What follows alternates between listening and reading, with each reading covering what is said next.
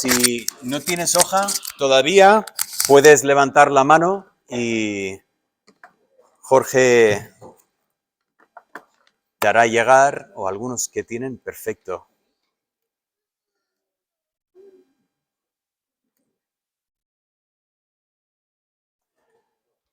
Estamos mirando en Colosenses, estamos avanzando en nuestro estudio de Colosenses y estamos llegando al final. Dios mediante hoy terminamos pues lo que es el texto de Colosenses y llegamos a lo que es lo que he puesto aquí, la despedida de Pablo. Pablo llega al final de la carta y va cerrando la carta. Y es curioso notar que Pablo cierra esta carta de la misma forma que había empezado esta carta. Si recordáis, habíamos empezado la carta con oración. La oración que Pablo tenía para los colosenses. Y entonces en su oración estaba pidiendo que ellos andaran de una manera que era digna del Señor, que llevaran mucho fruto. Ya vimos estos textos que en el capítulo 1 he puesto aquí de los versículos 3 al 12. Así que cuando llegamos al final de la carta, pues Pablo vuelve a ese pensamiento de la oración. Y entonces, una vez más, aquí en esa sección vemos que empieza a hablar de la oración. Ahora, a diferencia del comienzo, al principio, él hablaba de las oraciones que él hacía por los colosenses. Al final, hablará de las oraciones de los colosenses y en particular los colosenses para el apóstol Pablo. Pero también tengo que notar aquí al principio de este mensaje que, curiosamente, Pablo termina esta carta con una larga lista de nombres. Bien, nosotros en nuestra lectura hemos leído el versículo 7 y vimos el primer nombre ahí de Tíquico, pero luego después continuamos después de Tíquico y tenemos muchos nombres más. Es interesante que hay nombres aquí que muchas veces se han usado nombres bíblicos en nuestra cultura, ¿no? Pero aquí hay nombres que yo no he conocido en la vida. Tíquico entre ellos. Que Tíquico, cuando es pequeñito, le llaman Tiquiquico. En fin.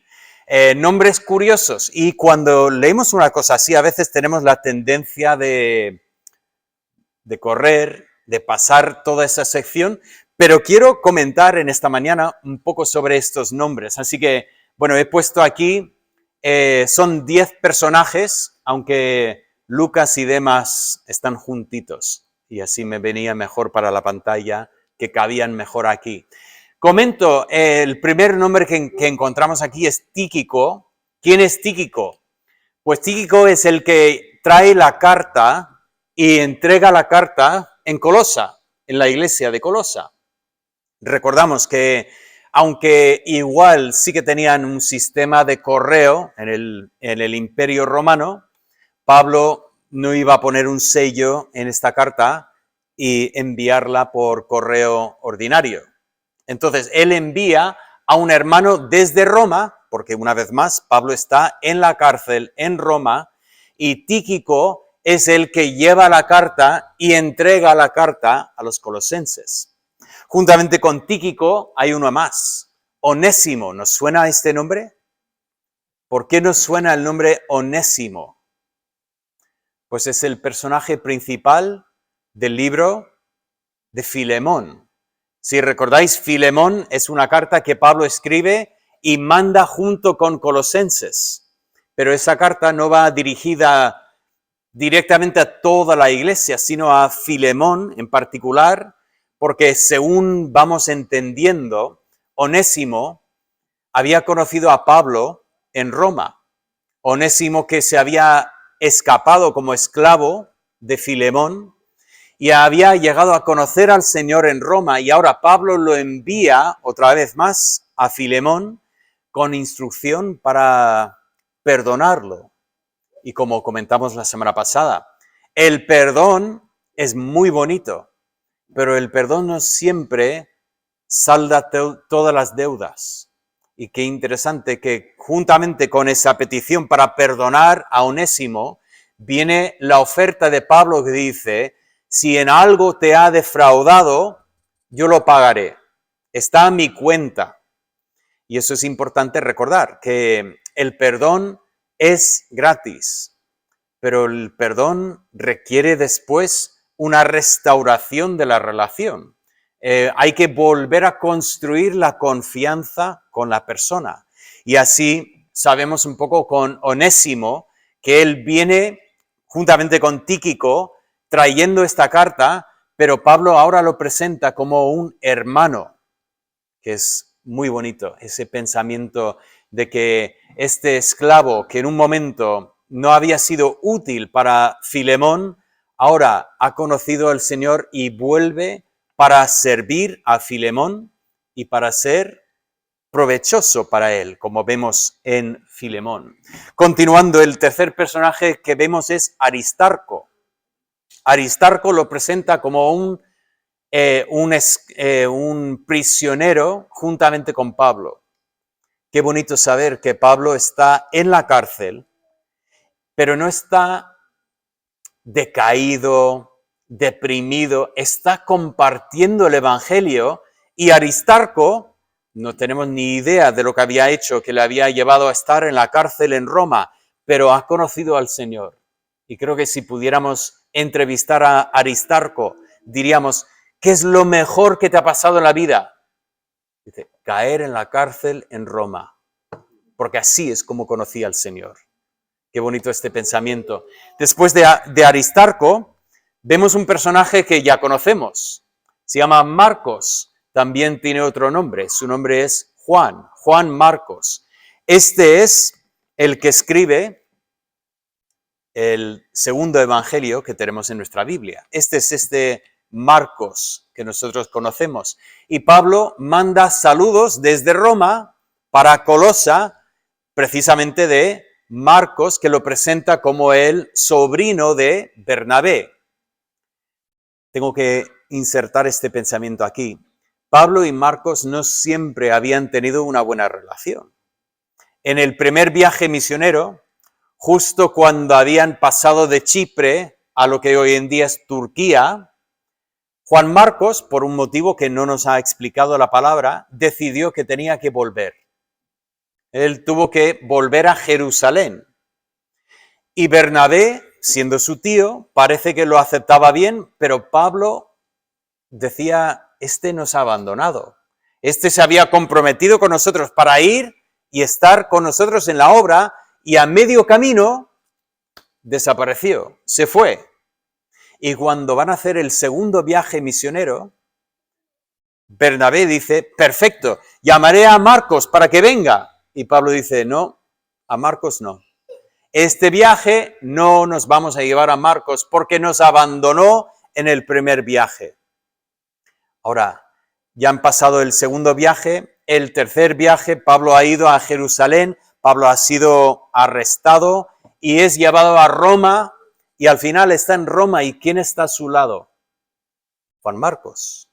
Marcos está allí con Pablo y Pablo manda saludos y vemos efectivamente que Pablo no guarda rencor contra Marcos, sino que realmente está allí sirviendo en Roma. Y según la tradición, más adelante, cuando Pedro está en Roma en la cárcel, Juan Marcos es el que está a su lado y es el que entrevista a Pedro y luego después escribe el Evangelio de Marcos. Juntamente con Marcos tenemos a uno que se llama Justo. Bueno, su nombre no era Justo, su nombre era Jesús.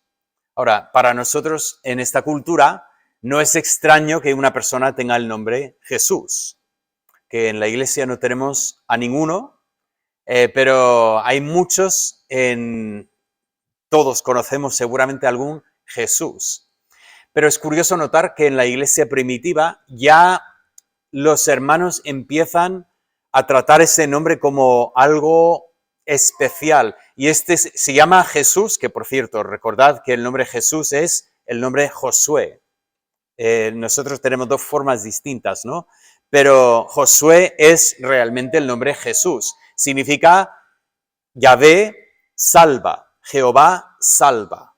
Y entonces este hermano Jesús ya empieza a decir, bueno, realmente mis amigos me llaman por otro nombre, le llaman Justo, que es curioso, que también es un nombre justo, ¿no? ¿Qué dices? Bueno, suena muy orgulloso sus padres. ¿Cómo se llama vuestro hijo? Justo. Justo lo que pedimos, o algo así. El caso es que tenemos a Justo, que juntamente con Marcos, Pablo presenta como los de la circuncisión. Estos son los hermanos judíos que están con Pablo. Continuamos y encontramos un personaje que ya hemos conocido antes, Epafras. ¿Epafras quién es? Pues si volvemos al principio de esta carta, Epafras es el que había llevado el Evangelio a Colosa en un principio. O sea, Pablo nunca llegó a ir a Colosa, que sepamos nosotros.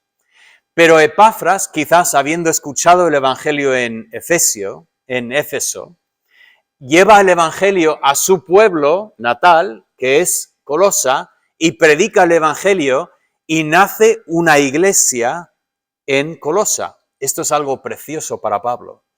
El pensamiento de que el Señor no está limitado por los viajes de Pablo. O sea, Dios no está limitado a decir, bueno, solo puedo levantar una iglesia donde viaja Pablo, sino que Pablo puede ir a Éfeso y desde Éfeso sale un hermano que comparte el Evangelio y Dios levanta una iglesia donde Pablo nunca ha visitado.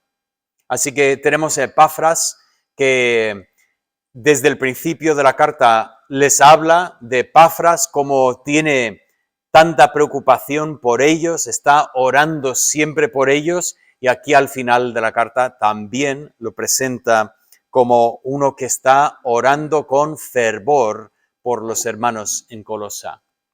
Luego tenemos a Lucas y Demas, mi asistente artístico, tiene la manía de darle gafas a los personajes bíblicos. Lucas no llevaba gafas, solo para que sepáis.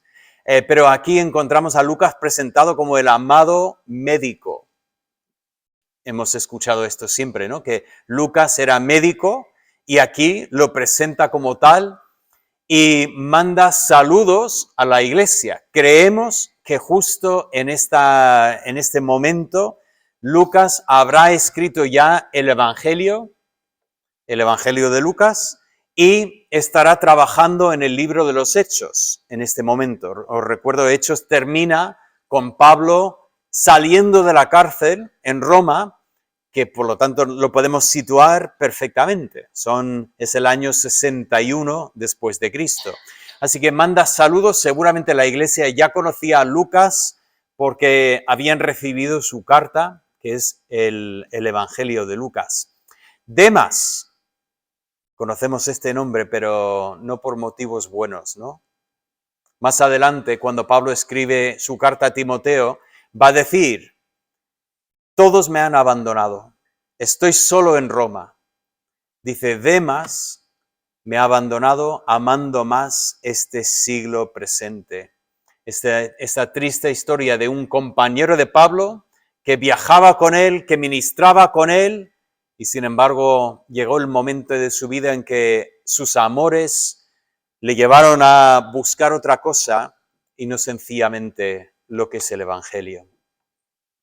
Luego tenemos, continuando, estos no son saludos de parte de Pablo, desde estas personas, sino que encontramos a Ninfas, que pide que los colosenses saluden a Ninfa.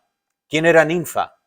Nos dice que era la que tenía la casa donde se reunía la iglesia. Recordamos el privilegio de tener un edificio apartado, especial, preparado para tener reuniones. Es algo que no siempre tenía la iglesia. Por lo tanto, cuando nosotros empezamos la iglesia aquí en Petrer, empezamos en la casa de Maribel, que por casualidad también es la mía, pero como decía aquí, a Ninfas. Quizás Ninfas era una mujer de cierto estatus social, con una casa bastante grande, y ella misma es la que abría su casa para poder hospedar a la iglesia en la Odisea. Así que tenemos un saludo para Ninfas. Y finalmente tenemos un saludo para Arquipo. Creemos, no está claro, pero creemos que Arquipas es el hijo de Filemón.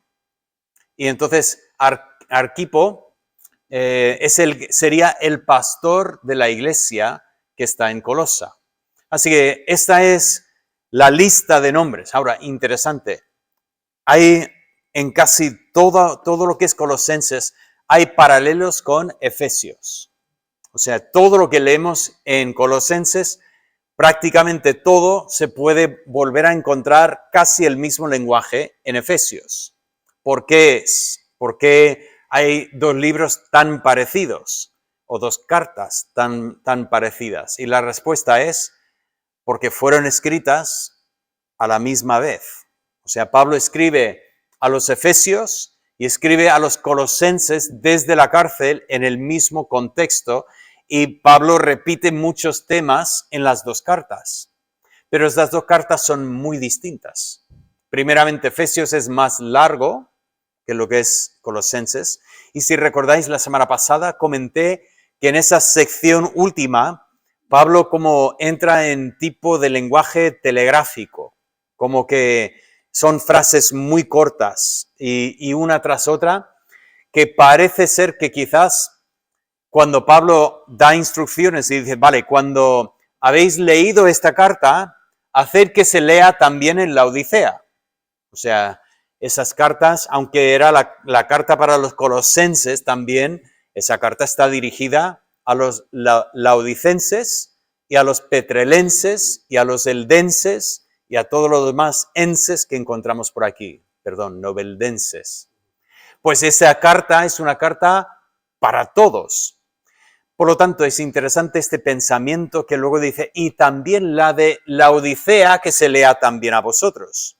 Y si recordáis, lo comenté la semana pasada, no estamos seguros, pero parece bastante probable que la carta a los laodicenses es también la carta a los efesios, que posiblemente la carta de los efesios estaba diseñada a ser una carta para múltiples iglesias. Por lo tanto, ¿a cuántas personas saluda Pablo al final de Efesios? A ninguna. Porque no es una carta que solamente va a ir a una iglesia o principalmente a una iglesia. Pero aquí esta carta sí está dirigida en primer lugar claramente a la iglesia de los colosenses. Así que tenemos esta lista importante de personas. Ahora, volviendo por un momento por esta lista, noto que lo que Pablo está haciendo aquí es intentar dar ánimo a la iglesia. Ánimo primeramente contándoles de su situación. Ahora, Pablo no nos ha contado toda su situación. Estaría bien, ¿no? Que nos contara, mira, estoy en la cárcel, hablo con la guardia que viene, cuántos de ellos han conocido a Cristo. Pero Pablo da esa instrucción. Cuando llegue Tíquico y Onésimo, ellos os van a contar todas las historias. Eso nos deja a nosotros un poco fuera. Estamos fuera de juego porque no, perdemos nosotros las historias que contarían Tíquico y Onésimo. Pero esas son historias diseñadas para animar a la iglesia. La ventaja que tenemos, podemos leer nosotros Filipenses, que Filipo es una ciudad más al norte en Macedonia y por lo tanto bastante distante de lo que es Colosa y toda la zona de Laodicea, Hierápolis, que nos comenta aquí también. Pues, ¿qué es lo que nos cuentan Filipenses? Pues Pablo dice, mira, todo esto, pensarías que el evangelio estaría frenado porque estoy en la cárcel, pero todo lo contrario. El evangelio se ha extendido más allá. Dice, hasta en la casa de César hay personas que han conocido a Cristo. ¿Quiénes son estas personas de la casa de César? Entendemos que son los del pretorio, son los guardias que estaban con Pablo. Yo imagino a Pablo a veces con ese pensamiento, o sea, déjame entender esto bien. Todos los días va a haber 2 guardias encadenados a mí durante 8 horas. ¡Qué bien! ¡Qué bien! Porque eso significa que 3 veces al día se me cambian las personas que están conmigo y puedo hablar con ellos del Evangelio. Y en Filipenses él dice, mira, algunos han intentado hablar y pensando que iban a añadir a mi sufrimiento. Lo que ellos no sabían es que ha sido para la extensión del Evangelio. Yo siempre lo imagino así. Pablo hablando con un guardia y ahí compartiendo sobre Cristo y el guardia ahí diciendo, tú estás loco. Es imposible que una persona crucificada salga de la tumba. Esto no ha ocurrido nunca. Y tendría razón hasta cierto punto el guardia. Los romanos hacían todo lo posible para estar seguros que el que estaba en la cruz había muerto en la cruz. No bajaban a uno medio muerto. ¿Recordáis lo que hicieron a Jesús para estar seguro de esto, no? Esa lanza en el costado de Jesús no se hizo para, tengo que cumplir la profecía, aunque cumplía la profecía. Pero el que lo hizo no sabía que estaba cumpliendo la profecía. Lo hizo para estar seguro que este hombre tenía que morir. No podría luego después despertarse más adelante. Y metiendo la lanza por su costado y llegando a perforar lo que era el corazón, era una forma segura de saber que este hombre nunca va a salir de la tumba. Pero imagino al guardia riéndose de Pablo, vuelve esta noche al bar con sus amigos para tomar algo y empieza a contarles, he estado con un hombre completamente loco. Él dice que uno crucificado, luego después salió de la tumba 3 días después, pensando reírse de Pablo, cuando de repente otro compañero que está allí dice, yo también he escuchado esto. Y yo conocí a una persona que lo vio.